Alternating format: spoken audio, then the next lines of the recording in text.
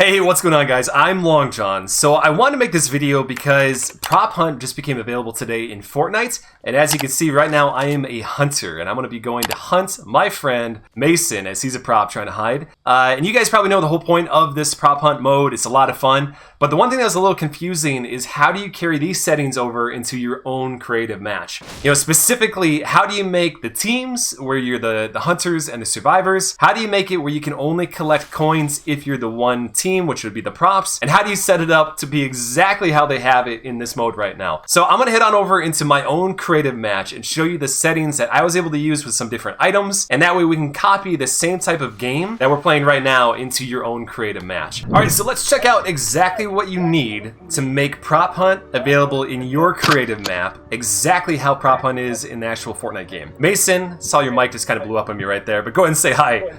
Hi. So a few things here that you're gonna need to make this work. It's a little bit complicated when you haven't done this before. I just dove in because I want to figure out the exact settings that they had in Prop Hunt that you can carry over into your own creative match. However you want to make that match and use these settings. So as in Prop Hunt as it is, it's 2 rounds. And the first team, the hunters, obviously are getting kills. They're trying to find the props and get kills and get as many points as they can. They get 2 points for every kill. Whereas if you're a prop, you are going around collecting coins. And now you can tweak this to however way you want to, whether it's coins or anything else that you can get in the collectible gallery. When you're a prop, you collect the coins and you get a point. So the hard thing there is thinking, okay, if the hunters get points from kills, let's make sure that they don't get points from coins, but they can see the coins, they just can't collect them. So how do we get our settings all line up to be exactly like how it is in Prop Hunt? So 4 things that you see in front of me that are gonna make this happen for you. The first thing, if we go into our devices, all the way down at the bottom is the team settings and inventory. You're gonna want 2 of those. So plop down 2 of them. The first thing you're gonna wanna drop in the first team inventory option is the new Prop Hunt Prop-O-Matic ray gun, is what I like to call it. Drop your little Prop-O-Matic ray gun into the first one, go into your customize option, call your team name props, or whatever you want to call yourself, team number 1, followed by a team color, whatever you want it to be, and then just simply look at my other options I have here. So Grant on respawn, obviously yes of course. Starting health, I say don't override because it's not going to override your actual settings that's in the game, and I'll show you that in a minute. But if we go on down, some things I did change. Jump fatigue, I turned that off. Nobody likes that. Allow building, I have off, depending on your map that you have if you want building. Spawns, this is specifies the number of times a player can spawn. When you're the props, if you want it to be exactly like the Prop Hunt game, you want that to be once, because once you die, the round is over for you. Then you go into spectating. Keep scrolling through, you'll see I have everything pretty much set to the basic. Collect items to end, I put that at 500 because you're collecting coins and you have 3, 4, 5 minutes, however long you want your match to be. I don't want that to end the game, so I have it set super high so it's not going to end it. If I keep scrolling down, you'll see everything else is pretty much the same. Allow item pickup, I said yes. I could probably just leave that to don't override, but that's the settings for the first option for the prop team. Now if you go to the second option, this is my hunters setting. So this is team number 2. I made this team color red orange. You can make it however way you want to. Grant on respawn, obviously yes. If you keep scrolling down, you'll see my configurations for this. Infinite ammo I have on is yes. Jump fatigue off. Keep scrolling down. Allow building off. Everything else, eliminations to end, objectives to end, collect items to end, score to end, off, off, off. Keep scrolling.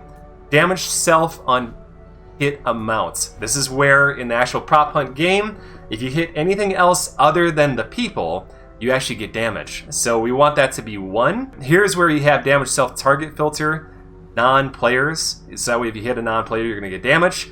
Damage self weapon filter, change that to pickaxe only. Because if you swing your pickaxe and you hit something that's not the actual player, it should damage you for 1. Other than that, hit accept. Now the other thing I didn't mention here, you are going to want to drop. So again, team 1, team 2, you're going to want to drop the guns that you want for your team number 2 also in here, so that way your team will spawn with those guns, just as it is over in the Prop Hunt map that they made. So now that we got our team 1 and team 2 all set up, now let's get to the collectibles. So you can see this is how it is in the actual game. They are collecting coins. This is where before you start placing coins out in the map, in your creative map, you're going to want to select the coin and customize it, or whatever option you're choosing. Score is 1. The audio I have on. Collecting team, you're going to want to select a team number 1, which is again our props. Consume if collected by the team. Visible to opposing team. I'm going to say until collected, so that way they can defend it, or at least see what's still out there.